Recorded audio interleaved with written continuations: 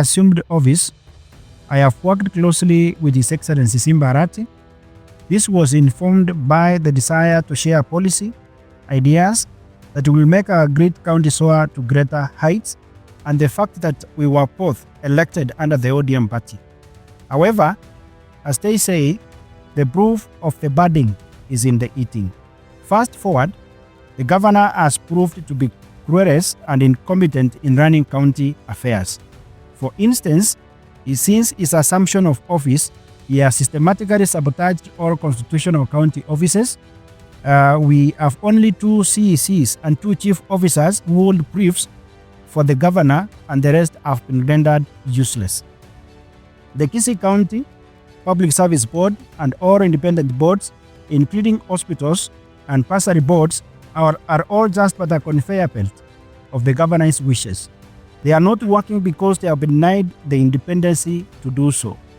The recent bursary exercise is a classical example. The governor hired non-gazetted people who doctored the bursaries as submitted from the ward committees.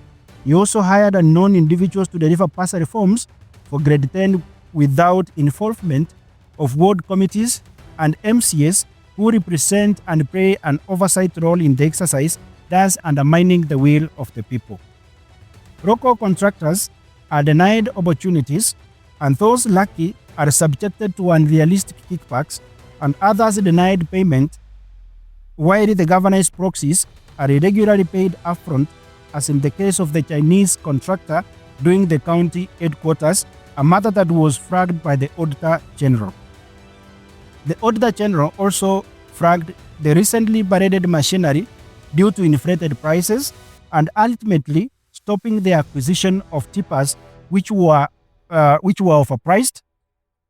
Once the management of the same machinery was contracted to a low proxy of the governor at a cost of more than 200 million.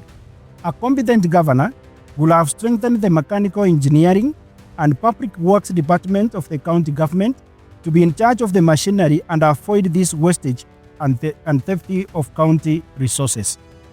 County employees have been subjected to endless humiliation, public embarrassment, ridicule, arbitrary transfers, and illegal dismissal.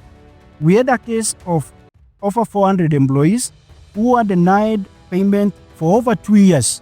Some succumbed to depression and some died.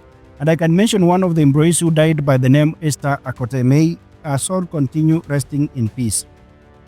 While the governor's incompetency has dwindled the county's growth prospect, it is sad that our health sector, which was once a regional pride, is now on its knees.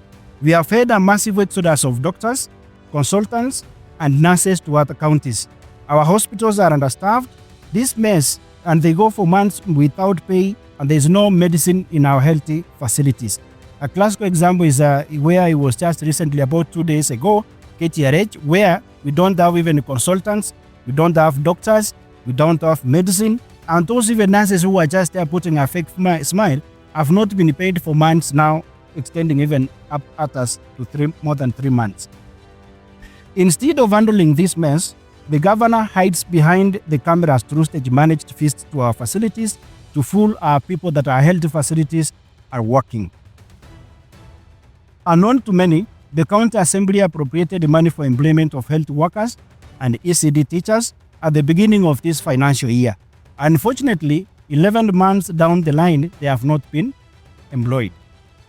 The milk feeding program raises serious health and corruption concerns. KICC, which was initially paraded as the supplier of the milk, is no longer supplying milk. Milk is now being supplied by the Fresher company. Details on how quickly these supplies changed are scanty. Was KICC used as a decoy to fool our people? Who is to be held responsible, God forbid, if there are health issues to our kids?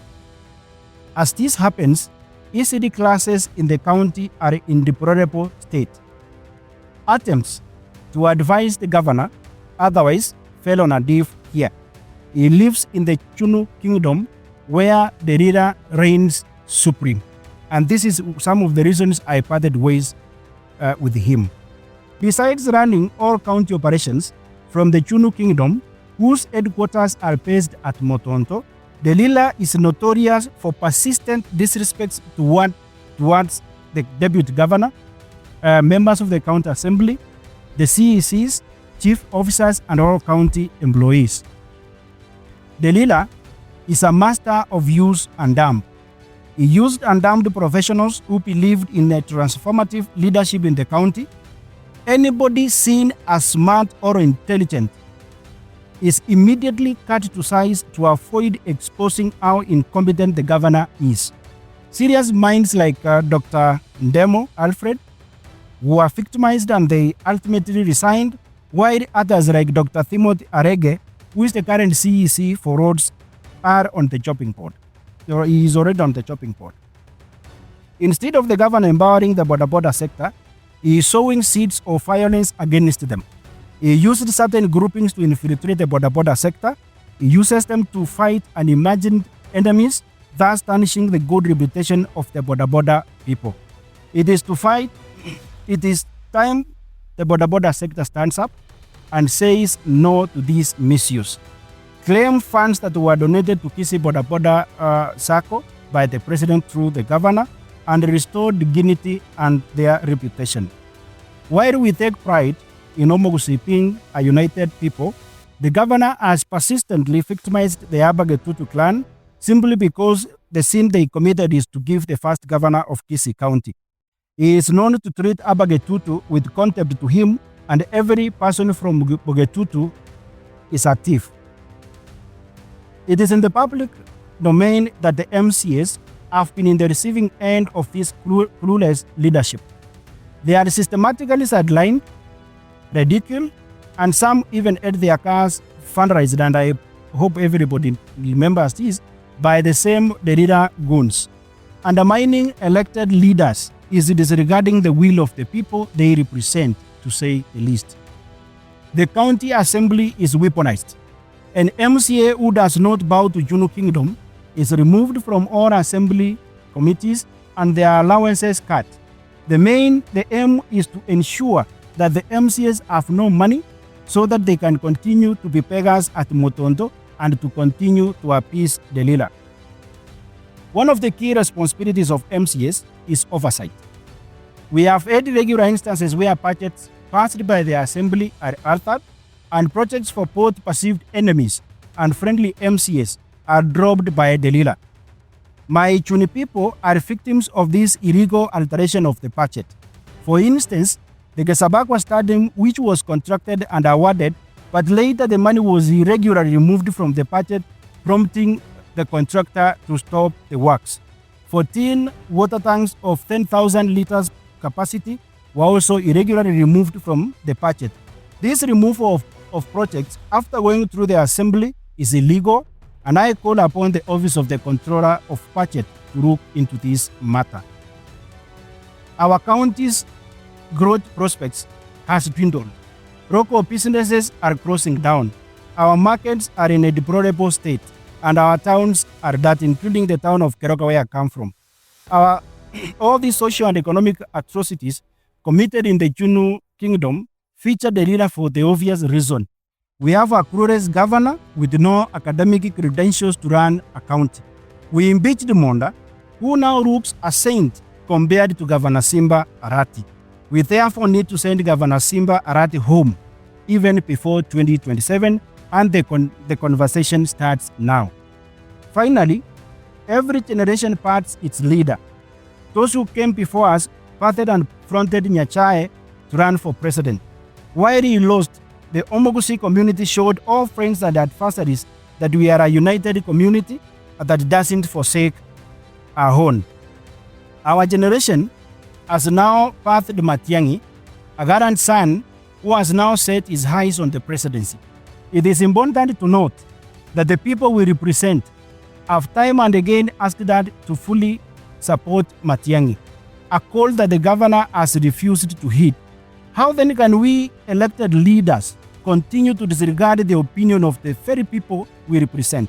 How can we watch as the governor goes around the country spewing foul insults to Matiang'i, He even organized goons to fight Matiang'i during his recent political rally in the region, and then goes on to say he will support him once he has been given the ticket. Why not help him clinch the ticket now? The governor has mastered the art of speaking from both sides of his mouth, and this political heraldry must be called out. It's unfortunate that the governor Simba and the Derila have time and again belittled Kisii leaders led by Matiang'i and Senator Onyonka, called them names, and posted that they have the financial muscle to fight a leader who doesn't agree with them. We have all seen how this superiority complex and fights brought insecurity and political animosity in our county. Your Excellency, a fly that does not heed advice follows the corpse to the grave. The grave is yonder. To reclaim the lost glory of Kisii County and restore integrity in governance, decisive action is required. The continued dominance of the leader in county affairs must be called out and brought to an end. We invite the leader to run for governorship and stop using His Excellency Arati as a decoy. County employees being summoned to Chunu Kingdom at odd hours must end. It's also important to know that only county ministers and chief officers with real authority are Nyakweba, Eric, Nienda, Okioi, and Vincent Nyang'wara. The rest are just there to be seen and not to be heard. The disrespect towards Matiang'i, whom the Omugusi has chosen as their spokesperson, must end. And His Excellency Arati, together with the leader, they are doing this simply because they just want to sabotage Matiang'i's presidency in 2027 so that Simba Arati can stand or else can run for presidency in 2032. There cannot be two masters in one house.